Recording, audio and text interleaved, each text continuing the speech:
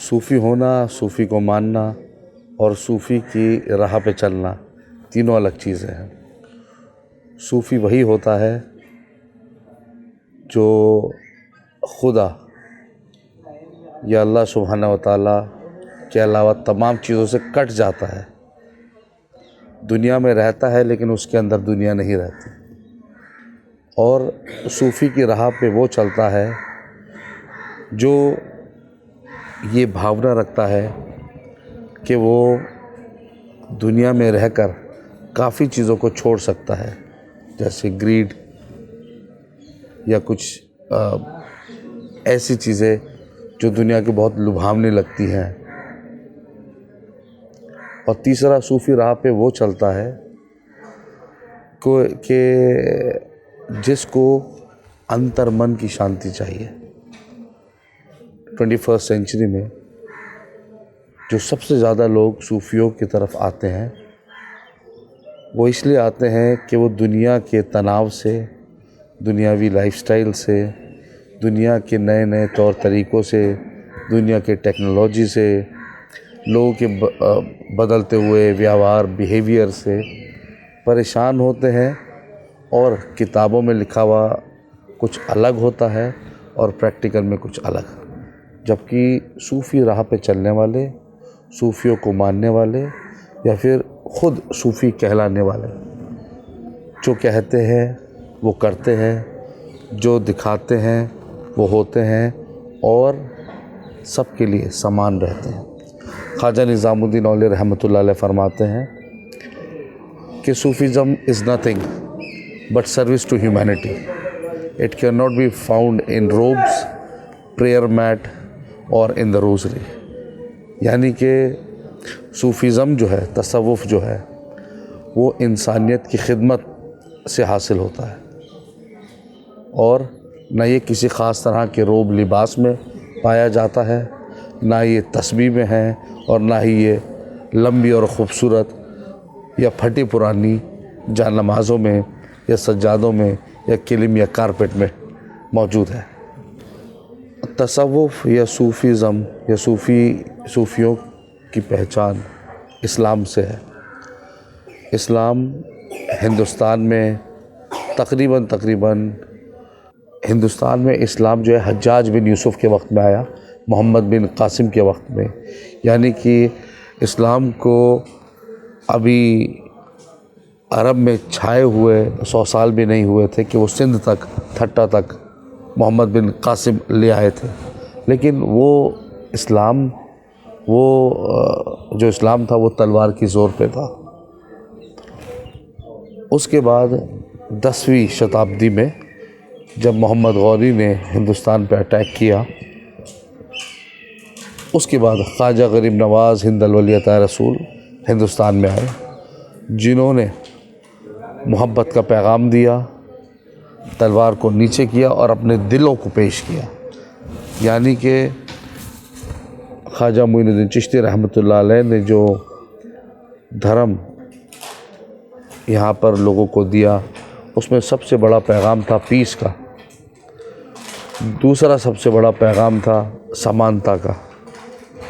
ख्वाजा मोइनुद्दीन चिश्ती रहमतुल्लाह अलैह ने जो दीन यहाँ पे दिया, यानी कि जो धर्म यहाँ दिया, वो समानताओं वाला, वो इंसान को इंसान समझने वाला, वो मोहब्बत का पैगाम देने वाला, और वो एक ऐसा धर्म था जहाँ पे सबके लिए जगह थी। यानी कि जो एक सूफ़ी है उसके पास एक हिंदू भी आता है, एक सिख भी आता है, एक ईसाई भी आता है, एक यहूदी भी आता है, एक एथीस्ट भी आता है, एक जैनी भी आता है, लेकिन सब के लिए स्पेस है। स्पेस किस लिए है? क्योंकि जो सूफ़ी होता है वो सबकी बातें सुनता है, सबकी परेशानियां सुनता है, सबकी तकलीफ़ें सुनता है और फिर उनको उसका इलाज या फिर मुसीबतों से छुटकारे के लिए या दिल की तसल्ली के लिए कुछ उपाय देता है, जिसमें सबसे महत्वपूर्ण है खाना खिलाना। क्योंकि जब इंसान परेशान होता है, उसको खाना खिलाया जाता है तो उसका जो अंतर्मन होता है वो सबसे पहले सुकून पाता है। दूसरी बात, जो इंसान की रूह है उसका ताल्लुक़ भी इंसान के पेट से है।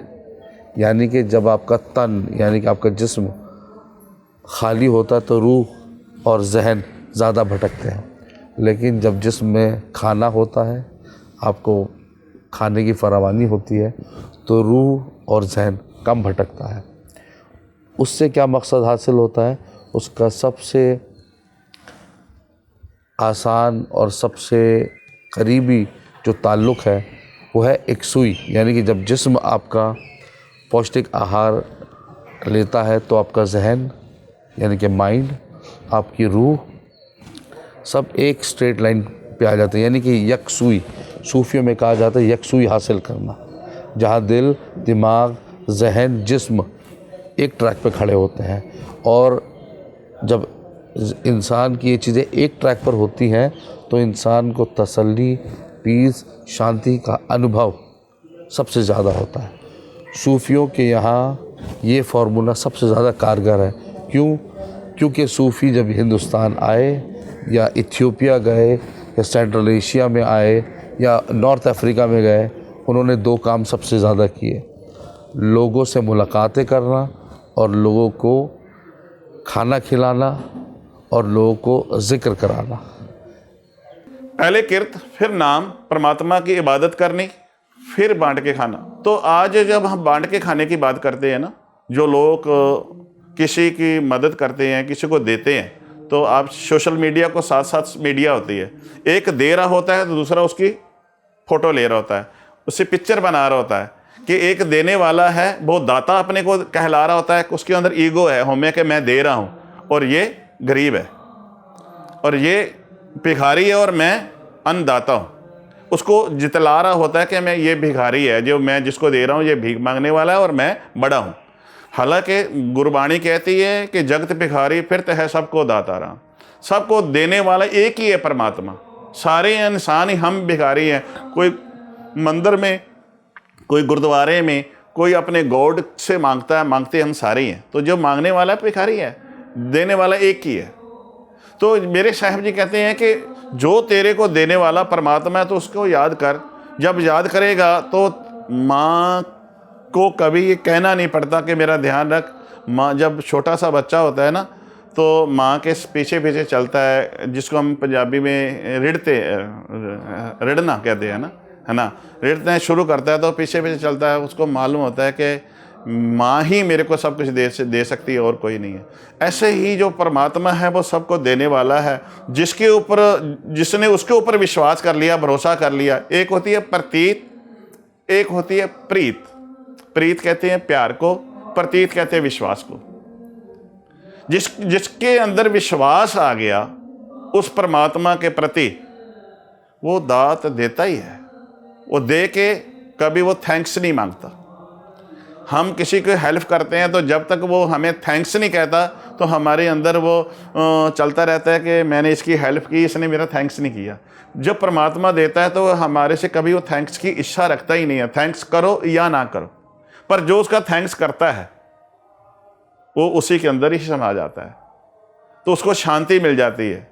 तो मैं ये कहना चाह रहा था, शांति तब मिलेगी जब हमें अपने आप का इस मनुष्य जन्म जो मिला है ना, जिस मनुष्य जिसको बोलते हैं, इसका हमें समझ आ जाएगी। ये मनुष्य जन्म हम शांति के लिए धन इकट्ठा करते हैं, दौलत इकट्ठी करते हैं कि आने वाले समय पे हमें सुख मिलेगा।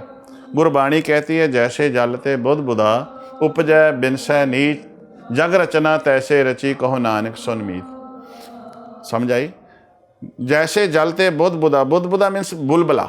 बुलबुला मीन्स जैसे हम पानी के ऊपर बरसात जब पड़ती है तो बुलबुले उठते हैं, एक बुलबुला पड़ता है ना, बुलबुले बनते हैं। तो बुलबुला कब बनता है? जब उसके अंदर एयर आती है। तो जब एयर निकल जाती है तो वही बुलबुला जो पानी के अंदर बनता है ना, उसके अंदर लय हो जाता है, खत्म हो जाता है, उसका नामो निशान मिट जाता है,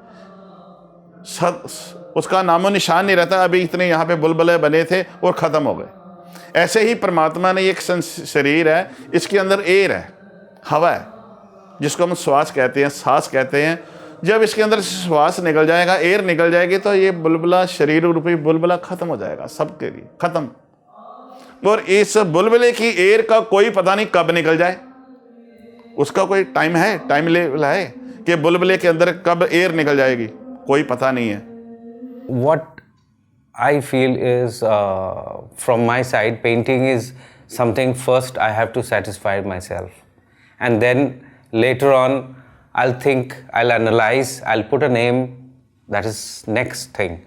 You know, I don't work on concept and then I paint my painting. But yes, first I play with the color, I play with my soul, play with my energy, and play with my oneness, you can say.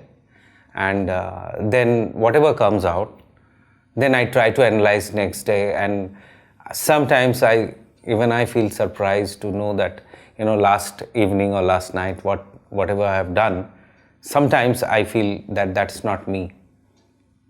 The vibration, I think I'm not an artist, I'm a medium of the creation of God. So I reflect, maybe, I'm the mirror. Colors, it is very spontaneous process to choose a color, and some click, why it clicks, the color clicks, and sometimes why it matches my thought process, I have no idea. Unknowingly, knowingly, I know that, you know, things are happening, my hands are moving towards the color automatically.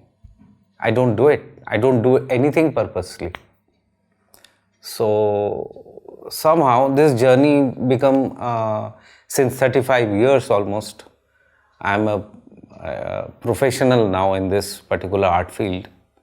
I've seen many, art bubbles comes out and, settle down, and new artists are coming, old artists are slowly, settling down with their commercial aspect of market. But new artists, nowadays new artists are globally well connected because of internet, and they understand where is happening, what is happening, and they are all connected now. So even we are connected too, because in my time there was no internet. So now internationally we are traveling, thanks to a lot of art appreciation, art camp, and a lot of art exchange. I always love to visit other countries to know the medium, the thoughts. But the best part is, like in any part of the world, wherever I have traveled, I met many artists, many camp, and all are same thought process. We joke without even saying, we understand what is happening inside. I mean, we don't really interact or talk very loud, but we know that exactly what this artist has thought, what he's thinking and how he's processing his work towards his canvas, without even asking, without even discussing it. And sometimes it is a kind of, I think, frequency, like we match.